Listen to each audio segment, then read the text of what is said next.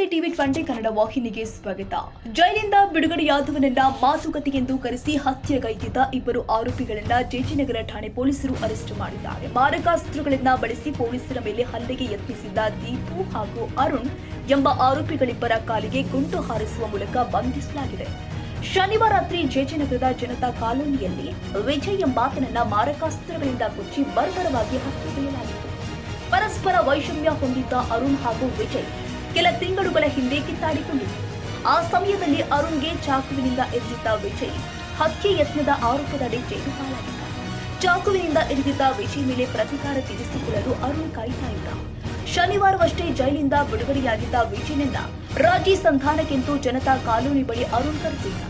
ರಾತ್ರಿ ಮಾತುಕತೆಗೆಂದು ಬಂದ ವಿಜಯ್ ಅರುಣ್ ಮತ್ತು ದೀಪು ಅಟ್ಟಾಡಿಸಿಕೊಂಡು ಮಾರಕಾಸ್ತ್ರಗಳಿಂದ ಹೊಡೆದು ಹತ್ಯೆಗೈದಿತ್ತು. ಆರೋಪಿಗಳ ಕೃತ್ಯ ಇಡೀ ಏರಿಯಾವನ್ನೇ ಬೆಚ್ಚಿ ಬೀಳಿಸಿತ್ತು. ಬಳಿಕ ಪರಾರಿಯಾಗಿದ್ದ ಆರೋಪಿಗಳು ರಾಜರಾಜೇಶ್ವರಿ ನಗರದ ಸಮೀಪದ ಅರಣ್ಯ ಪ್ರದೇಶದಲ್ಲಿ ತಲೆಮರೆಸಿಕೊಂಡಿದ್ದರು. ಪ್ರಕರಣ ದಾಖಲಿಸಿಕೊಂಡಿದ್ದ ಜೆಜಿನಗರ ಠಾಣೆ ಪೊಲೀಸರು ಆರೋಪಿಗಳು ಅಡಗಿರುವ ಸ್ಥಳದ ಮಾಹಿತಿ ದೊರೆತ ಬಳಿಕ ಬಂಧಿಸಲು ತಂದಿದ್ದರು.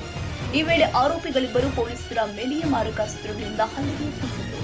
ಗಾಳಿಯಲ್ಲಿ ಗುಂಡು ಹಾರಿಸಿದ ಇನ್ಸ್ಪೆಕ್ಟರ್ ಕೆಂಪೇಗೌಡರು ಆರೋಪಿಗಳಿಗೆ ಶರಣಾಗುವಂತೆ ಸೂಚಿಸಿದರು. ಆದರೂ ಕೂಡ ಆರೋಪಿಗಳು ಮಾರಕಾಸ್ತ್ರಗಳನ್ನ ಬಳಸಿ ಪೊಲೀಸ್ ಸಿಬ್ಬಂದಿ ಮೇಲೆ ಹಲ್ಲೆಗೈದಿದ್ದರು. ಬಳಿಕ ಇಬ್ಬರು ಕಾಲಿಗೂ ಇನ್ಸ್ಪೆಕ್ಟರ್ ಕೆಂಪೇಗೌಡ ಅವರು ಗುಂಡು ಹಾರಿಸುವ ಮೂಲಕ ವಶಕ್ಕೆ ಪಡೆದಿದ್ದಾರೆ. ಘಟನೆಯಲ್ಲಿ ಗಾಯಗೊಂಡಿರುವ ಪೊಲೀಸ್ ಸಿಬ್ಬಂದಿ ಹಾಗೂ ಗುಂಡೇಟು ತಗುಲಿರುವ ಆರೋಪಿಗಳನ್ನ ಆಸ್ಪತ್ರೆಗೆ ದಾಖಲಿಸಲಾಗಿದೆ ಎಂದು ಪೊಲೀಸರು ತಿಳಿಸಿದ್ದಾರೆ.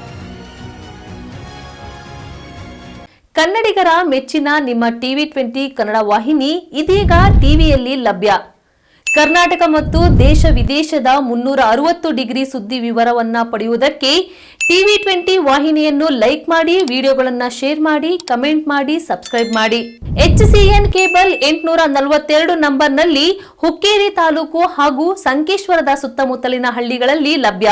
PCN ಕೇಬಲ್ 129 ನಂಬರ್ನಲ್ಲಿ ಹಾರುಗೆರೆ ಸುತ್ತಮುತ್ತಲಿನ ಹಳ್ಳಿಗಳಲ್ಲಿ ಲಭ್ಯ. ರಾಯಬಾಗ್ ಡಿಜಿಟಲ್ ಚಾನೆಲ್ ಕೇಬಲ್ 80ನೇ ನಂಬರ್ನಲ್ಲಿ ರಾಯಬಾಗ ತಾಲೂಕಿನ ಸುತ್ತಮುತ್ತಲಿನ ಹಳ್ಳಿಗಳಲ್ಲಿ ಲಭ್ಯ. UDCN ಕೇಬಲ್ ನೆಟ್ವರ್ಕ್ ಉಗಾರ ಸುತ್ತಮುತ್ತಲಿನ ಹಳ್ಳಿಗಳಲ್ಲಿ ನಿಮ್ಮ ಟಿವಿ20 ಕನ್ನಡ ವಾಹಿನಿಯೂ ಲಭ್ಯ.